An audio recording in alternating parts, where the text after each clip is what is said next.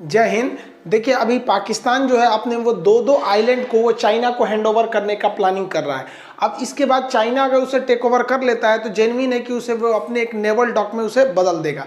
हालांकि इसकी साजिश पाकिस्तान धीरे धीरे रच रहा है। पाकिस्तान के प्रेसिडेंट साहब जो है आरिफ अलवी, इन्होंने अभी एक ऑर्डिनेंस पास किया है जिसका नाम है पाकिस्तानी आइलैंड डेवलपमेंट अथॉरिटी। जिस तरह से कैसे दिल्ली डेवलपमेंट अथॉरिटी है, नोएडा डेवलपमेंट अथॉरिटी है ना कि नहीं, एनडीए डीडीए, वैसे पीआईडीए है यहाँ पर।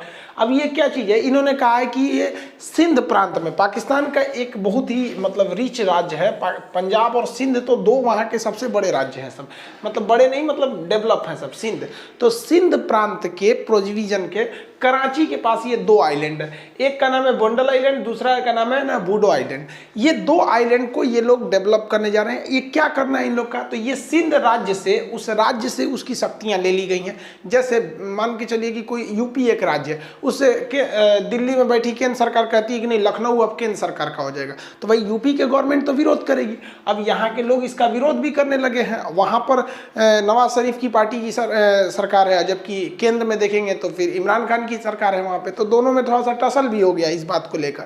अब इस ऑर्डिनेंस में कहा गया है कि केंद्र सरकार इन दोनों आइलैंड को बेच सकती है, एक्सचेंज कर सकती है, डेवलपमेंट के लिए कुछ भी कर सकती है। अब यहाँ पर सरकार का आर्गुमेंट क्या है कि वो लोग $50 बिलियन इस पर इन्वेस्ट करेंगे।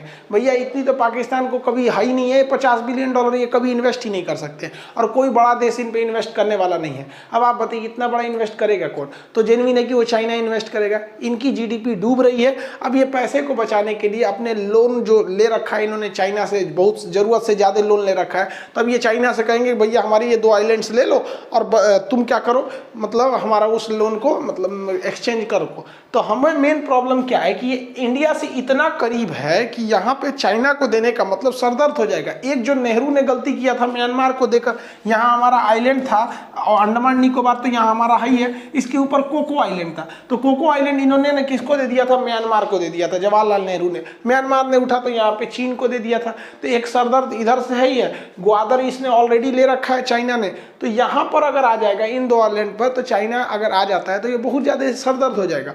जबकि इन लोग का इशारा साफ है, अभी इन लोगों ने नहीं कहा है कि ये चाइना को बुलाने वाले, लेकिन इशारा देखिए $50 बिलियन ये ले आएंगे। और इनका कहना है कि लाके इन्वेस्ट करेंगे, इंफ्रास्ट्रक्चर डेवलप करेंगे, इसे दुबई जैसा बनाएंगे, यूएई जैसा, बताइए दुबई जैसा बना देंगे ये लोग पाकिस्तान में। आपको लगता है पाकिस्तान में दुबई जैसा इंफ्रास्ट्रक्चर डेवलप हो जाएगा? सिंगापुर का ये लोग टक्कर ले पाएंगे लोग? इन्होंने स्पष्ट अपने आर्गुमेंट में कहा है कि हांगकांग टाइप का ये लोग उसको डेवलप करेंगे। इन लोग का कॉन्फिडेंस देखकर हमारा भी मन कर रहा है कि हम भी अपने घर के आगे लिख देते हैं व्हाइट हाउस निवास स्थल खान सर। इन लोग की पूरी प्लानिंग चाइना को ले आके बैठाने की है। चाइना यहाँ पे अपने नेवल डॉक को लाएगा, वो बड़े बड़े शिप्स वगैरह को लाएगा, पनडुब्बियों को अभी वो ग्वादर ला रहा है, और इस एरिया में ये अपना बहुत अच्छा सा वो बना देगा, अपना नेवल बेस को बना लेगा। क्योंकि चाइना जो है वो सीपीईसी के रास्ते यहाँ तक तो आ ही गया है, और ये सीपीईसी के रास्ते यहाँ पहुंच चुका है। अब चाइना को अपने व्यापार के लिए नीचे से आना नहीं पड़ता है, इतना घूम के नहीं आना पड़ता है। चाइना सिंजियांग प्रांत से ही यहाँ से पूरी कनेक्ट हो जाता है अरब के देशों से।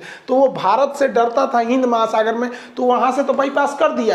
अब देखिए वो इसी रास्ते से अपनी आर्मी लेते आएगा, उसकी सेना को इस रास्ते से आने में कोई तकलीफ नहीं है, और यहाँ आने का मतलब एकदम गुजरात के पास आ जाएगा। और जब चाइना आ जाएगा तो हम कुछ नहीं कर सकते, क्योंकि किसी भी घटना के बाद क्या होता है, कॉम्प्रोमाइज ही होता है, उसके ज़्यादा तो कुछ नहीं हो सकता है हम लोग को। तो भारत सरकार को चाहिए कि इस पर रोके। अब इसको कैसे रोक सकते हैं भारत सरकार इसके लिए, क्योंकि अभी धीरे धीरे पाकिस्तान मूड बना रहा है, और एक बार जैसे धीरे से खुल के हो जाएगा तो फिर चाइना, हम लोग कुछ नहीं कर सकते। तो भारत को भी इसके लिए चाहिए। तो हमारा एक बहुत बड़ा दोस्त है इजराइल। अब आप देखेंगे इजराइल मिडिल ईस्ट में आता है और हम लोग यहाँ पर हैं, हम दोनों में जबरदस्त दोस्ती है, और जितनी हम लोग में दोस्ती है ना, उतना ही भयानक इजराइल से पाकिस्तान में दुश्मनी है। इजराइल, पाकिस्तान और इजराइल में इतनी दुश्मनी है कि इजराइल के लोग पाकिस्तान में नहीं जा सकते, वीज़ा पासपोर्ट नहीं देता है, और इजरायली लोग पाकिस्तान में नहीं आ सकते। दोनों इतना भयानक दुश्मनी है कि आज ग्लोबलाइजेशन की दुनिया में दोनों एक दूसरे में नहीं आ सकते।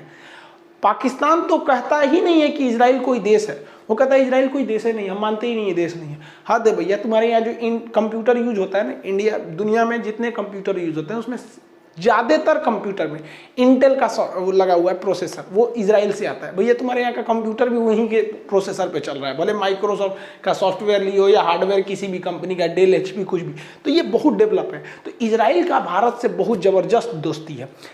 पाकिस्तान क्या चाह रहा है, वो हमारे दुश्मन को हमारे सिधाने ले आके बैठा रहा है, तो हम भी पाकिस्तान के दुश्मन को उसके सिधाने ले आके बैठा सके। और दोस्ती तो भारत और इजराइल में ऐसे है कि इजराइल के प्रधानमंत्री नेतन्याहू मोदी जी को दब देखते तो हचाक से पकड़ लेते, छोड़बे नहीं करते। मोदी जी तो डर के भागते हैं, महाराज दूर से हाथ मिला लीजिए ना, हम मोदी जी हाथ मिलाने के लिए करते हैं, पाक से पकड़ लेता, मेरे मित्र है यहाँ पे। तो हम लोग की तो दोस्ती बहुत पुरानी है। और भारत के पहले प्रधानमंत्री नरेंद्र मोदी थे जो इजराइल गए हुए थे, और हमारे प्रेसिडेंट साहब जो उस समय प्रणब मुखर्जी थे, उनको भी फिलिस्तीन से भी अवार्ड मिला था। तो हमारी दोस्ती जो है ना अरब वालों से भी है, ईरान से भी है, इजराइल से भी है। हम लोग को कोई मतलब नहीं है, तुम लोग लड़ो भड़ो लोग, हम लोग से क्या मतलब बनता है। तो हम लोग अगर पाकिस्तान के सरदर्द देना चाहेंगे तो हो सकता है। कैसे कि वो यहाँ पर बुंडल आइलैंड देना चाह रहा है चाइना को, तो हम लोग इसी के पास एक जगह है, देखिए गुजरात है, हम लोग का गुजरात है। गुजरात का जो एकदम ये वाला टिप वाला पोर्शन है ना, इसका नाम है सर क्रीक। सर क्रीक जो है ना वो एक दलदली क्षेत्र है। पाकिस्तान कहता है कि मेरा अधिकार है, विवादित बोल देता है, जबकि उसका है नहीं इस पर। उसके हिसाब से तो उसको दिल्ली भी दे दी जाएगा, कहेगा पूरा हिंदुस्तान मेरा, तो उसकी बात को ज़्यादा सीरियसली नहीं लेंगे। सर क्रीक वो कहता है कि किसका है, पाकिस्तान का है। तो हम लोगों को क्या करना चाहिए, इस सर क्रीक वाला एरिया और ये कच्छ वाला एरिया, यहाँ से भारत और इजराइल का ज्वाइंट एक बेस बनाना चाहिए सेना का। अब बताइए, ये है सर क्रीक, अगर सर क्रीक पे बैठा देते हैं तो जस्ट इसके बगल में बुंडल और कराची का एरिया आता है, सिंध वाला। अगर यहाँ इजराइल आ जाता है ना, तो अगर हम ये केवल मन बनाते हैं, मीडिया में अगर ये खबर भी फ्लैश हो जाती है कि ऐसा होने वाला है, तो पाकिस्तान की जनता पे इसका बहुत बड़ा असर पड़ने वाला है। वो इजराइल को देखना नहीं चाहते हैं, क्योंकि उन्हें पता है कि अगर इजराइल इतना करीब आ जाएगा ना, तो फिर वो पाकिस्तान के अंदर आराम से झांक लेगा। क्योंकि इजरायली टेक्नोलॉजी इतनी ज़बरदस्त है कि यहाँ बस इजराइल को बैठा देंगे तो उसकी एयरफोर्स इतनी पावरफुल है कि हम एक वीडियो भी बनाए थे 6 डे वार फिलिस्तीन इजराइल के विवाद में, कि उसने 6 दिन में अरब देशों को हरा दिया। और पूरी दुनिया जानती है इजराइल से टक्कर लेना इन लोग की बस की बात नहीं है, भले इनकी एरिया बड़ा होता है। तो क्या उसकी टेक्नोलॉजी इतनी भयानक है, वहाँ एक से एक रडार लगाए हुए हैं सब, कि अंदर पूरा यहाँ से स्पाइंग का काम हो सकता है। तो पाकिस्तान के लिए ये देना एकदम ये मैसेज देना जरूरी है कि भैया अगर तुम चाइना को लाओगे तो हम इजराइल को लाएंगे। और इजराइल को लाने से हम लोग को कोई खास इफेक्ट पड़ने वाला नहीं है, क्योंकि इजराइल आएगा तो उसकी खुफिया एजेंसी बहुत ज़बरदस्त है। इजराइल की खुफिया एजेंसी इतनी खतरनाक है कि ईरान के जो वहाँ के मोसाद हैं, इजराइल के खुफिया एजेंसी के नाम है मोसाद, इन्होंने इतने ज़बरदस्त सीक्रेट मिशन को अंजाम दिया जिसका कोई हद नहीं। आपको पता होगा ईरान के जो सेना प्रमुख थे वो इराक में गए हुए थे, कासिम सुलेमानी। इसकी खबर अमेरिका को मोसाद वालों ने ही दिया था, CIA को, कि गए हुए हैं, इनको फाइल निपटा दिया वहाँ पर। सोचिए, किसी देश के सेना अध्यक्ष को मरवा दिया इन लोगों ने, इतने खतरनाक हैं मोसाद के एजेंट। तो इजराइल को लाएंगे तो ऑलरेडी मोसाद वाले आ जाएंगे सर। और मोसाद में हर तरह के एजेंट होते हैं सर। मोसाद में महिला एजेंट होती हैं सर। अरब के जितने राजा हैं उनको लाइन मार मार के पटा लेती हैं सर। तो इनसे मुस्कुराएंगे, महिलाओं को पटाने में क्या जाता है, किसी को तो ऐसे को बाल गिरा लेंगे सर, और देख के इसे मुस्कुरा के ऐसे हो जाएंगे सर, लड़का फंस गया। तो वहाँ के राजा राजकुमार को फंसा लेती हैं सर, काम तमाम कर देती। अरे पाकिस्तान के राष्ट्रपति को फंसा ली थी यही इमरान खान, जब जवान थे ना, तो इनकी 3 गो पत्नी है। कौन पहल की है पहल की मोसाद की एजेंट थी, इनको लाइन मार के फंसा ली थी। और उनका बहुत लंबा चाल था, लेकिन एक जगह नाच दी, ससुरी नाच दी थी, पकड़ लिया कि नाच कह रही है यहाँ पे, तो डिवोर्स हो गया यहाँ पर। मतलब डिवोर्स मतलब समझते हैं, डिलीट, फोल्डर डिलीट यहाँ पे। तो यह दोबारा ये डाउनलोड किए दूसरी पत्नी को। तो अभी 2016 में इन्होंने तीसरी पत्नी को इंस्टॉल किया यहाँ पर। अब देखिए चौथी को कभी डाउनलोड करने वाले हैं। तो अगर इजराइल जाएगा ना, तो इजराइल को पता है कि भाई पाकिस्तान के लोगों की पॉलिटिक्स क्या है, तो 4 गो महिला एजेंट को उतार देगा, तो आधा ने तो उन्हीं सबको लेकर घूमने लगेगा सर। तो ये पाकिस्तान की पॉलिटिक्स है। हमारे यहाँ ऐसा थोड़ी है, हमारे यहाँ के तो जितने पॉलिटिक्स में जाते हैं सब पत्नी वाले रहबे नहीं करते हैं। अटल बिहारी वाजपेयी को देखिए, हमारे नरेंद्र मोदी को देखिए, योगी आदित्यनाथ जी तो सर ये नहीं किए, हमारे राष्ट्रपति साहब को देखिए, APJ अब्दुल कलाम। तो ये लोग पे महिला एजेंट का खून असर नहीं करता है, साइड में रहो लोग, तुम इससे मतलब नहीं है।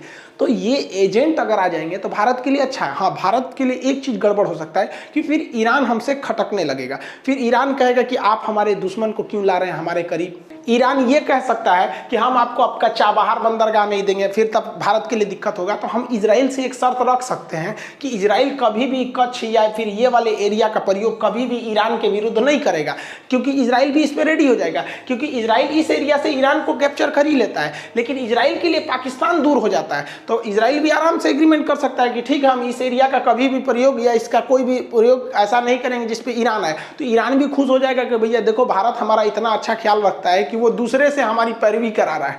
तो अभी सजग होने की ज़रूरत है, वरना जब ये गड़बड़ हो जाएगा ना तो पछताने के अलावा कुछ नहीं रहेगा। क्योंकि आप देखिए, नेहरू जी ने गलती किया, यूएनओ में केस ठोक दिया जम्मू कश्मीर का, क्या हुआ? कुछ नहीं हुआ। यहाँ से जो गलती हुई थी, चाहे वो 1962 की गलती थी, क्या दिक्कत है? 62 की गलती में हम लोग अगर पूरी दुनिया अगर एक तिब्बत के मैटर पे, तो भी हम लोग सॉल्व कर सकते थे। तो गलती होने के बाद हम लोग पछता ही सकते हैं। अभी जरूरत है, क्योंकि भारत को गुट निरपेक्षता को त्यागना पड़ेगा। और खुद चाइना के मुखपत्र ग्लोबल टाइम्स ने भी बोला है कि भारत अब गुट निरपेक्ष यानी नॉन एलाइजिंग मूवमेंट से हट रहा है। और वैसे भी क्यों ना हटे, जब अमेरिका, ब्रिटेन, फ्रांस जैसे दोस्त नाटो के जैसे गुट में बैठे हुए हैं, तो हम ही लोग का बहुत बड़ा बहादुर बनल है लोग कि हम लोग किनारे होकर सबसे अच्छा रहेंगे। वरना इस चाइना को रोकना बहुत जरूरी है, बेलगाम घोड़ा होते जा रही है। आई होप आप इसे समझे होंगे। इजराइल की खुफिया एजेंसी कितनी खतरनाक है, इसका अंदाजा आप इस बात से भी लगा सकते हैं कि एक बार बहुत पहले कुछ आतंकवादियों ने एक प्लेन को हाईजैक करके युगांडा लेके चले गए थे, सब अफ्रीका के देश युगांडा में, और कहे थे सब इजराइल से कि तुम हमारे आतंकवादियों को छोड़ो। इजराइल ने एक को आतंकवादी को नहीं छोड़ा, बल्कि 3-3 जहाज कमांडो को भेज दिया। कहाँ पर? युगांडा में। वो लोग घुस के वहाँ पर उनको आतंकवादियों को मार के, वहाँ बंधक जो बनाए गए थे उनको वापस लेके इजराइल आ गए थे। आप कहेंगे तो इसके लिए एक सेपरेट वीडियो बता देंगे कि कैसे कैसे ये कांड हुआ था। मिलेंगे नेक्स्ट क्लास में। जय हिंद।